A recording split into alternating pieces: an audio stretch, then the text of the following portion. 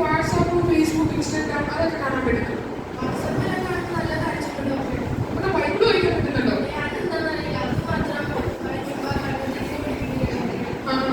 അതൊരു വലിയൊരു രോഗമാണ്. അത് മാർക്കറ്റിൽ നമ്മൾ ബൈബിൾ വായിക്കാൻ മാത്രമേ പറ്റുള്ളൂ. അതെന്ത് ചെയ്താലും ആ രോഗത്തിന് സൗഖ്യം കിട്ടില്ല. അപ്പോൾ എനിക്ക് ബൈബിൾ വായിക്കണം. ഞാൻ കഴിഞ്ഞ മരുന്ന് എടുത്തരാം, അതൊന്ന് കഴിക്കുകയും ചെയ്യും. പിന്നെ കഴിയുന്ന ബൈബിൾ വായിക്കുന്നത് ഫോണിലല്ലാതെ പുസ്തകത്തിൽ വായിക്കാൻ ശ്രമിക്കുക. പിന്നെ മറ്റുള്ളവർ ഒഴിച്ചിട്ടുള്ള കണ്ടുപിടി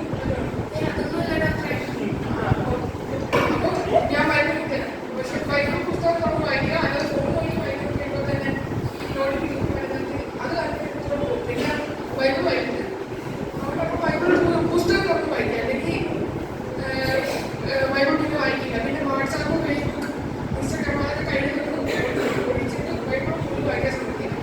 ഓക്കെ.